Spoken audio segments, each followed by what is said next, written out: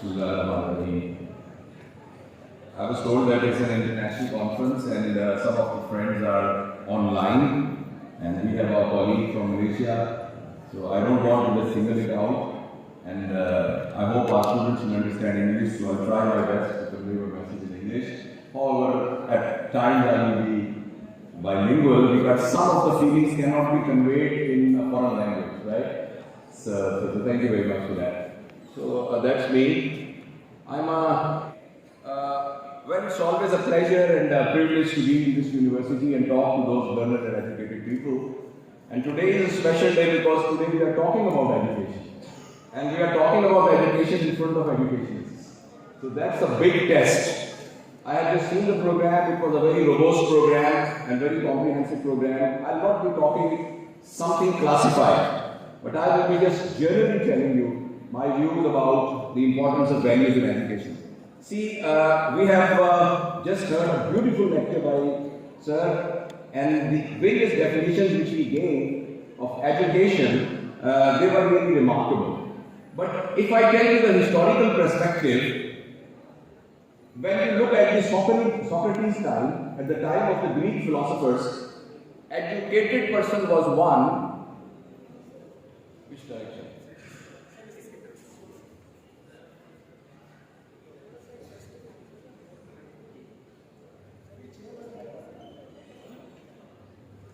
Can someone do for me? So it was thought that a person who has got a knowledge, he is an educated person. So Socrates was a bit of like the Socrates was an educated person.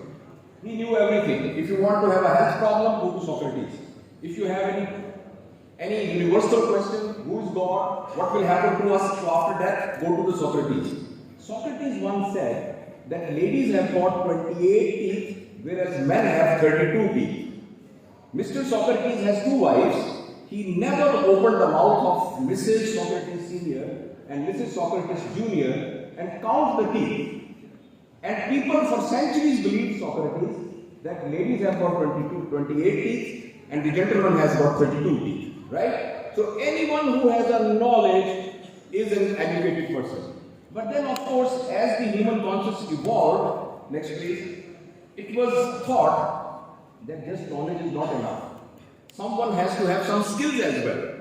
Because one of the purpose of education, as it was actually displayed, was also to give some skills so that a person can earn something and can sustain his life. And these skills were thought to be two: the material skills and the soft skills. Right? So this concept prevailed for many years. And then, next please. And then it was thought that it is not enough. As I told you, I am a surgeon, so I will give you the analogies and examples from my profession, but I think we can generalize it.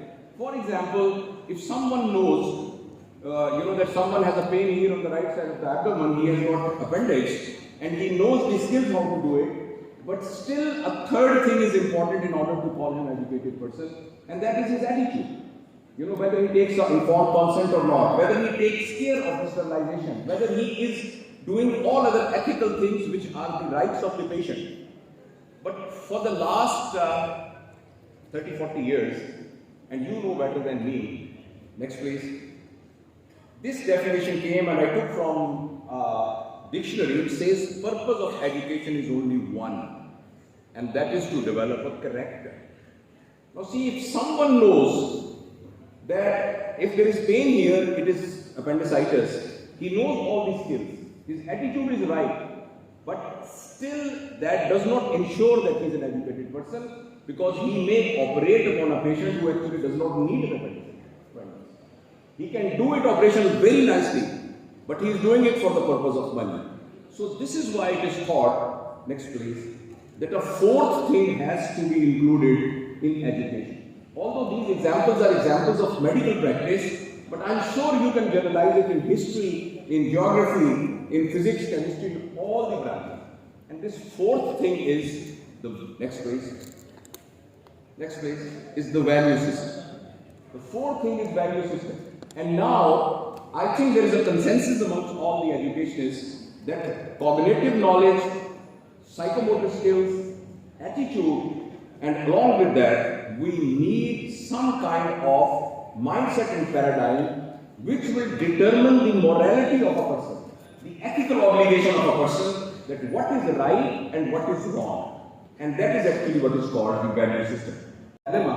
In my profession, next please, we conducted a survey from the doctors. And these doctors are from senior registrar up to the level of professor.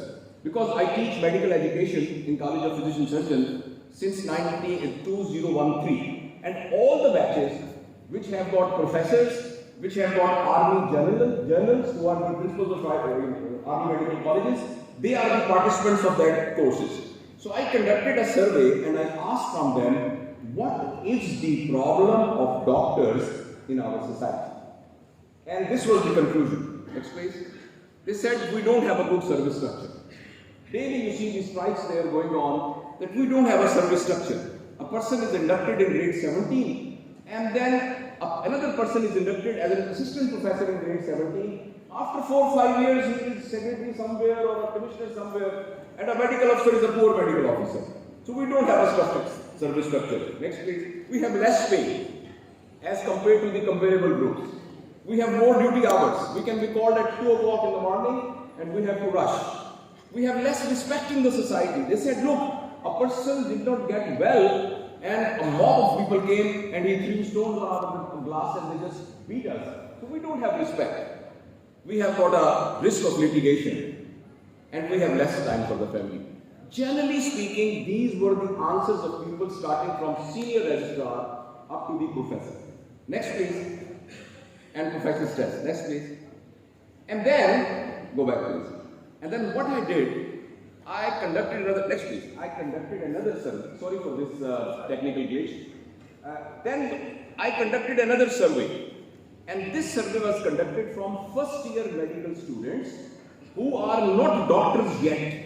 They are entered in a medical college, but they are the cross section of the society. The question as a principal, I asked from them in a whole session, and then I gave them a survey form. I just asked from them that say your mother is sick and you take her to a gentleman or a lady who is going to treat. What qualities and virtues you want to see in that person so that you think that my mother is safe. Now in the priority, they said this. Next please. They said he or she has to be polite. Next please. He should listen us carefully. He should examine my mother thoroughly. He should explain very well to me what is wrong with my mother or father. He should answer the questions. He should be very pleasant. He should be morally very sound. One of the students said that I want to take my sister to a doctor, so I have to be sure that he is morally very sound. Next please. He should not give an impression that he is greedy. Next please. He should be involved. Next please. Next please. He should be involved. Now I wonder, where is the competency? Up to this point, no one said that doctor should know how to put an injection. Up to this point, no one actually said that he should know how to do an operation, how to analyze the symptoms. Now that is what society wants from a doctor in priority. Next please. He should be empathic. Next please. He should be competent. Next please. And skillful. Next please. Next please. Next please. Next please. Now see, on this side is what doctor wants. And on that side, what society wants. I gave this example from my profession, but I'm sure from a chemist, society wants something else and a chemist wants something else. From an educationist wants something else and society wants something else. So is the case with a professor of Urdu language or English language or agriculture or all the fields. This is a big dilemma. And actually, we sitting on the stage and those who are there in the hall, the future of this Pakistan and the present of the Pakistan and the whole world must have to create this link. How to bridge this gap, that what society wants and what actually we are producing and what is our demand. Next please. Now this is how traditionally we teach the medical students. Next please. We teach them basic sciences, which means anatomy, physiology, biochemistry, pathology in first 3 years, 2 years. Next, please. And then we tell them the clinical sciences. Next, please. Now, where are the other things? Can you see the screen, please? Can you see the screen clearly? So, where are all other things? When someone is taking a lecture of an anatomy, whether morality is there in the lecture or not, whether not to be a greedy is there or not, whether communication skill is there or not, whether politeness is there or not. I think this is a big dilemma which all the educationists should address, and I'm sure at the end of this conference, all those learned people will come with some conclusion that what society wants from us has to be incorporated in our curriculum. Next please. Now see, this is the kalima of education. Whether it's a half an hour lecture, or it's a whole day workshop, or it's a 3-day training program, or it's a 5-year program, it has to follow this kalima. That is, we have a learning of goal, then we create learning experiences, and then we do the assessment. Unfortunately, our institutions, majority of them stops here. That is, we decide that at this course, students should know this. And then we create the instructional strategies and learning experiences, and then we take an exam. And there should be a fourth one here, then hope for the best. We just throw them into the market, into the society, whether they are going to behave. No, whether they, is it me? Yes, sir. So, whether they are doing the same thing which we actually wanted them to do, or they are doing something else. Whether society is treating them the way we expected, or society is treating them somewhere else, we really don't know. From there, the cycle has to be completed. That now, system has to be evaluated. As one of our learned friends said, that we are there. We were there where we were 60 years back. We were there because this evaluation part is not part of a curriculum. कोई भी course पढ़ाया जा रहा है पिछले 10 साल से, तो रिजल्ट आने के बाद हमारा रिजल्ट 60% हुआ, we have 70%, 80%. That's where we stop. We have to do an evaluation, and this evaluation has to decide whether we have to change the assessment strategy, whether we have to change the learning experiences, or whether we have to change the learning goals altogether. Right? Feedback. And then there is a learning goal. This is not something which I am telling you a new thing. Now, what I am going to tell you now is the new addition in that. Next, please. Next, please. That is a new addition. That whenever we decide the learning goal of any subject, it must include what society wants from us. If that is not included, the dilemma will persist. That dilemma is more prominent in our profession because life is at the stake. But honestly speaking, this dilemma is also there in those subjects which are related to social sciences as well. Like English, Urdu language, when it is taught, the purpose of making an Urdu expert is to make an Urdu teacher so that he can make further Urdu teachers who can further make an Urdu teacher. But apart from that, literature, the role of literature in the society and developing new trends in the society, that purpose is not achieved by teaching Urdu, or by teaching English, or by teaching history, or by teaching geography, or by teaching study of Pakistan. Next please. Show you this, but beta sunna zara gaur se, ye bahut zaruri baat hai. I wish I could not show you this. This is a picture which was taken from, she's a grandmother of the child, actually it's a dead body, and this lady had 4 sons, and this child was the only son amongst all 4 of her sons. And she was brought from her village to a big hospital in Lahore, but at that time, that dilemma was there. Doctors were fighting for their lives. Pay structure, their protection, their increment in the pay, and emergency was closed. And that child died. And I have got an audio of what she said in Urdu language, Punjabi language. And I wish I would not tell you, I would not make you hear that. But in summary, it said, at the day of Qiyamah, I will forgive everyone, but not the doctors. जिन्होंने मेरी नस्ल तबाह की. Next please. And this is a picture from a hospital in Japan, where it is a ritual that when someone will die, all the doctors, paramedics will just go there and will utter a sentence. It is in Japanese language. I have vaguely translated in English. Oh, you departed soul, you were sent in this world to grow and glow and prosper.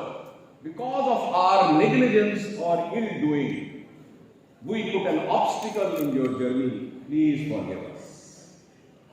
Please forgive us. Next please. I present my profession for this critique, but I am sure the same is true with all other professions. Right? The impact may not be so emotional, but after all there is an impact when someone who is teaching social sciences is not doing his responsibility in the society. So my dear ladies and gentlemen, there is a rotten ring in this chain. And if you allow me to say, that rotten ring is me and you. Because when we say that our system is wrong, हमारा तो निज़ाम ही ऐसा है, हमारा तो ख्याल ही ऐसा है, then who is responsible? We are I am the person who was head of an institution where 10,000 people were working. If someone says the health system is not good in Pakistan, in Bahawalpur, that means I am responsible. If we say our education is 100 years old, who is responsible? Department of Education is all over Pakistan is responsible. So we are responsible for it. This rotten ring are we, which will just generate some kind of a hopelessness, I hope. So this is a term which is coined by one of our teachers, Professor Mohammad Rana, a very famous psychiatrist and medical teacher. He said that as a result of our education system, what we are producing are illiterate graduates. They know 15 causes of pain in the right side of the abdomen, but when at 3 o'clock in the morning, a person will come, they cannot distinguish whether it is a renal colic or whether it is a mental. But if you ask from them, please tell me 10 causes of pain right in the fossa, they will tell you 15 causes. Because they have skewed distinction in anatomy and surgery and physiology. But when actual problem comes, they are not able to solve it. Next please. They are successful and they gauge their success in the term of the material gauge. It is a very common sentence you must have heard from most of us. Allah ka bada shukr hai. हमारा 2 मरले का मकान होता था, अब अल्लाह का शुक्र है घर है हमारा DHA में, इस्लामाबाद में भी है, लाहौर में भी है. आपके बच्चे क्या करते हैं? माशाअल्लाह 4 बच्चे हैं. एक बच्चा ऑस्ट्रेलिया में है, एक बच्चा इंग्लैंड में रहता है, एक अभी गूगल में ज्वाइन किया है, तीसरा बस अभी CCSS की एकेडमी के अंदर ये पढ़ रहा है. तो we are gazing our success in term of material. तो अल्लाह का बड़ा शुक्र है, अल्लाह का बड़ा शुक्र. अल्लाह के शुक्र को हम गेज कर रहे हैं कि how my individual tower has grown, how from a 2 marla makan I have gone into a 3 canal Bangalore, and we think it's a success. But what is the service I have done? My 4 children, what they have contributed for the society, what I have contributed in the society. As an individual, we don't have any problem in Pakistan, honestly speaking. If you just look at yourself, and if I have to look at myself, do you think we have got the same number of air conditioners in our house which we had 15 years back? You think we have got the same cars or same type of transport facilities which we had 20 years back? Do you think our living standard has increased or not? But while you are saying that Pakistan is into crisis, each individual has grown, but the whole nation actually is now at the verge of bankruptcy. Because our education system is preparing for I, me and mine at the most, not for we, our and us. As a result, this is how we gauge our success. Next please. And they have relationship problems. You can see in our families, you can see in our institutions, this has got roots in our education system. Next please. We are more competitive than the team members. Wherever in an institution I go, because I travel all over universities, Almost every university, I hope this university is an exception, and almost all medical colleges, departments have got lobbies. A lobby of professor and few demonstrators, and lobby of associate professors, and they are fighting each other. They have got cases in the court, and they have got lobbies, and this is there in most of the institutions in India. As a result, their forces are horizontally being neutralized, whereas they have to be vertically together and lifting it up. So teachers are actually doing it as a role model for the students, that type of internal political things. I haven't yet seen any university where I've traveled where inside these stories are not there. This is the basis of our education system. Because from the day one we teach our children, you have to be first. You have to be the first. Itna criminal hai bachche ke zehn mein dalna कि you have to be the first. Because someone who always stands first has no future. Because he cannot do more than that. At the most he can maintain. If someone is first all the time, this unfortunate person cannot improve.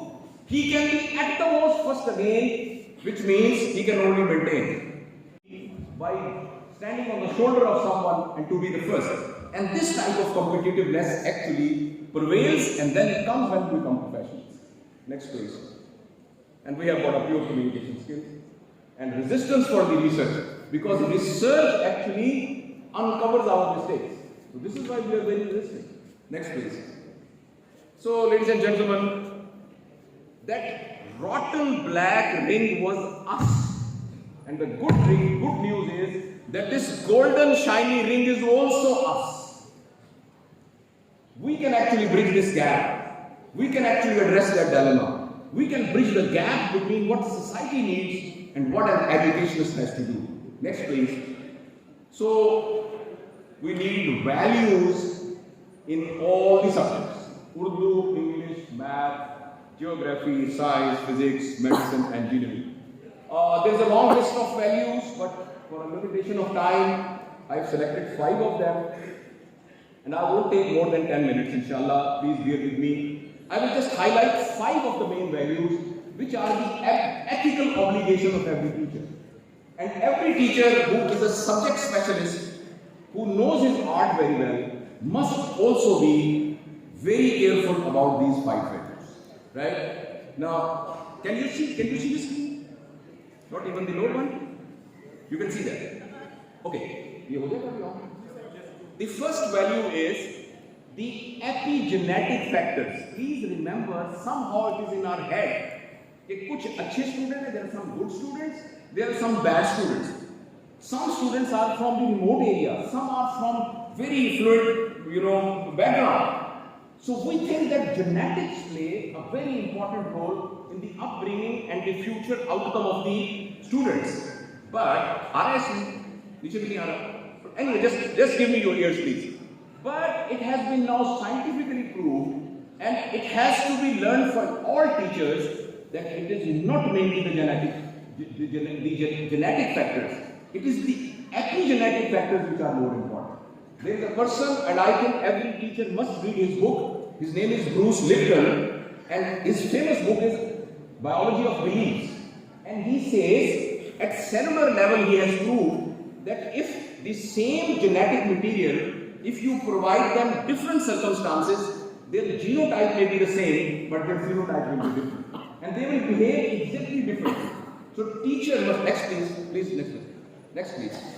please. So teacher must know that the students sitting in front of them, all of them can be groomed to a standard because of the epigenetic reasons. Epigenetic means they are nurturing things. He has not to focus on their genetic background, but has to focus on the epigenetic things, which means nurturing. If the nurturing environment is better, even a seed which apparently has got a weak cotyledons, even that will grow. And for that, the most dangerous thing is creating stress upon these students. If we create an environment of stress, that means we are not letting them grow. Instead of stress, we have to create an environment of challenge. In challenging environment, a student has to work the same way, but with different paradigm. But when we put it on a stress, then he works on a different paradigm. I know I have taken a little longer time, so this is why there is a little kind of some sense of a boring there. But please give me your ear, let me finish it. The second is labeling the students, and number 3 is becoming judgmental about the students. These 3 are the main obstacles which doesn't let the epigenetic factors express themselves. So this is the most important thing. Teachers should be totally unjudgmental. When we were in a school, in a primary class, तो कुछ लायक बच्चे होते थे जो आगे बैठते थे. Teacher उनसे ही सवाल पूछता था. उन्हीं जो पीछे सीढ़ियां बजा रहा होता था. He is actually the nasty. He's the rascal. He's the person who is the bad person, and teacher is always focusing there. But if we look at the epigenetic factors, we have to work more hard on that person. If, for example, you have got 4 sons, 3 of them are very healthy, one has a polio, and he cannot walk properly, who needs more care? The person who has got a polio. The others can walk themselves. So a person who is creating disturbance on the back, he is the one who has to be more dear to us than the person who is just writing like this. Next, please. So these are heaps of evidences about that. Creating stress on an environment of working actually does not let all the potentials grow up. Next, please. These are certain other references for my point. Next, please. The second is our teaching has to be evidence-based. Sir mentioned about those notes which have become yellow, and our teacher is actually teaching from there for the last 30 years. Now we think that we have got modern technology, but that modern technology has only replaced those notes from slides. तो आप lecture को कहते हैं भी तुम lecture लेने लायक topic है, हाँ जी मेरी स्लाइडें तैयार है, मेरा लेक्चर तैयार है. But we don't have a research associated with our education. We have a long lecture whether it is effective or not. We have small group discussions whether it is effective or not. We are taking a pen and pencil, right? So there has to be a research associated with education, and that research should guide us that how we can change the cycle of education. Number 3, I'll be quick. Yes, next please. Next please. And the third is respect for the being. Please remember, आपको याद होगा कि school का primary teacher है और सबको डंडे मारता था. उसमें से एक स्टूडेंट और था जो बाद में CSS करके असिस्टेंट कमिश्नर बन गया, फिर कमिश्नर बन गया. वो कमिश्नर अपनी गाड़ी पर स्कूल का विजिट करने के लिए आया और वो मास्टर अभी भी लोगों को डंडे मार रहा है बैठा. So that does not mean कि जो वो डंडे मार रहे थे, so that master was actually superior to that child. The only problem with the child was that he was born later and that person born earlier. So when we are in a class, please remember there are people who have got IQ more than us, who have got EQ more than us. They have got potential more than us. So that respect of the being is very important in the class. So that is the third value which teacher, I'm going a little hurriedly because I think I'm conveying the message. So respect for the being is very important. Next please. And the fourth important thing is actually continuous CME. And I'm very glad that my dear brother and Professor Athar Saab, he is very, very particular and keen about faculty development. So I have got an honor to be member of the Senate of this university. And since I know him, always he is focusing on faculty development. And this is one of the essential things.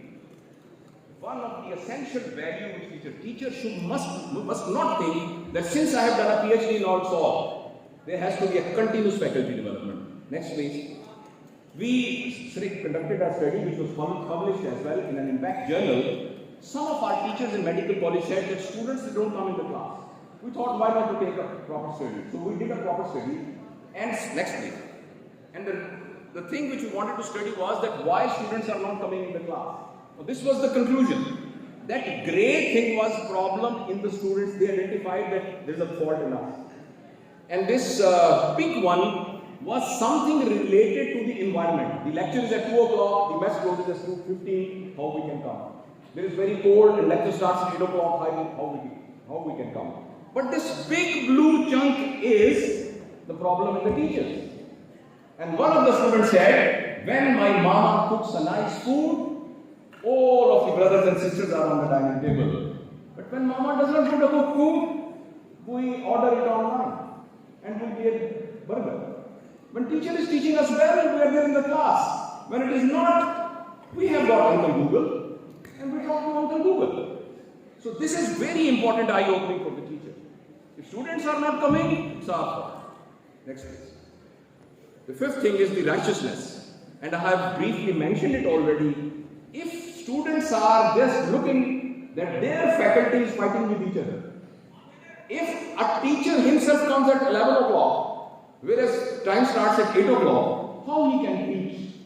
If he is giving a sense of being greedy, how he can teach the empathy, how he can teach the charity in the students? So righteousness on the part of the teacher is very important. If we look back on our mentors, we only remember those people who had virtues. We may not remember those people well who were technically very sound, but those who have got right, who have got a right attitude, they are our mentors. They shaped our personality in our. Next please. Next please. So can you go back? Can you go back? No. So these are some of the things which I have identified: corrective self-reflection, accountability, and fair play. Teacher must be open for criticism. Teacher must be open for the feedback. Right? Next please. And this is the last. Not one size fit all shirt. There is a famous nazm of Anwar Masood Sahab. ਵੱਡੇ ਨੂੰ ਵੀ ਛੋਟੇ ਨੂੰ ਵੀ ਪੂਰੀ ਹੈ ਤੇ ਵੱਡੇ ਨੂੰ ਵੀ ਨਾਮ। Have you heard that? ਬਨੈਣ ਲੈਣ ਜਾਂਦੇ ਹੋ, ਬਨੈਣ ਲੈ ਕੇ ਆਉਂਦੇ ਹੋ, है ना? ਵੱਡੇ ਨੂੰ ਵੀ ਪੂਰੀ ਹੈ ਤੇ ਛੋਟੇ ਨੂੰ ਵੀ ਨਾਮ। मेरी बुनियाद जो है वो छोटे में पूरी आ जाती है बड़ी। Education is not Anwar Masood Saab's बुनियाद, which is one shirt fits all. A person who has done his graduation from a Canadian college, a person has done from municipal school Rajanpur, a person who has had education, primary education from England, and a person who has been in a primary school Dera Bakha, a person who cannot pronounce English well. वो कहता है लू है वो लू ह काटता है, and we will just start making a joke with that, right? When a Japanese talks in a Japanese accent, we don't make any joke with it.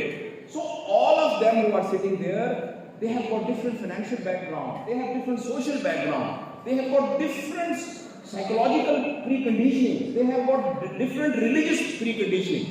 So this is why for the teacher it is important that he should not treat them equally. We should treat them with equity. Next please. This is a very famous example. This boy was born in 1986. His name is Bolt.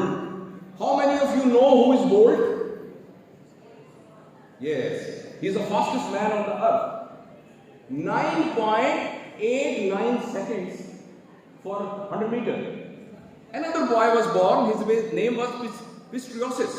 He was also born in 1986. He did not have the legs. They were not treated equally. They are treated with equity, which means give them what they want. Next please.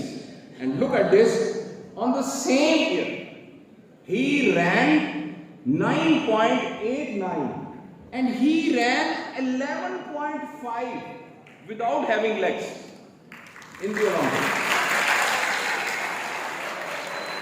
If we compartmentalize our education, we will just induct people with a very good background, with a very good social background. जो आते ही aunty से हाथ मिलाओ, aunty से shake hand करो, finish करो with this background, and those वो भाइयों ये चारों तुम्हारा ग्रुप होया. When these two different backgrounds will come,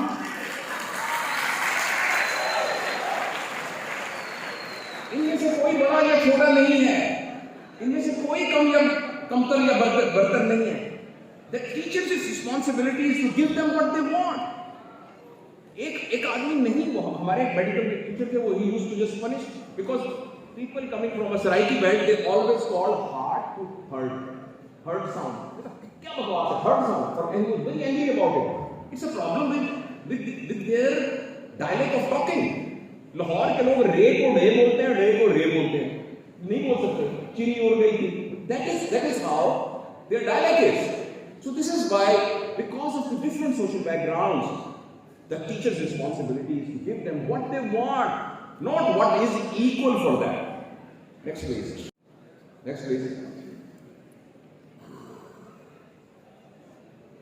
Okay, so in summary, teacher has to work on culture of tolerance. Next please. A culture of training instead of blaming. Next please. Culture of unconditional mentorship. Next please. Culture of acceptance. Next please.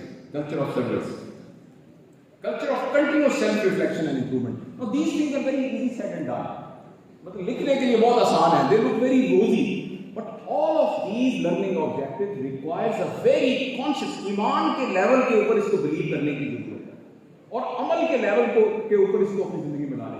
ये ईमान और अमल वाला मामला है. ये याद करने वाला मामला नहीं है. Next please. And culture of research. Next please. I hope that students know that what is the difference between a college and a university.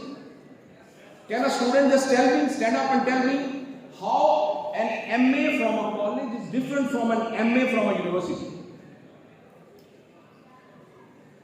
Anyone can talk loudly please from the students?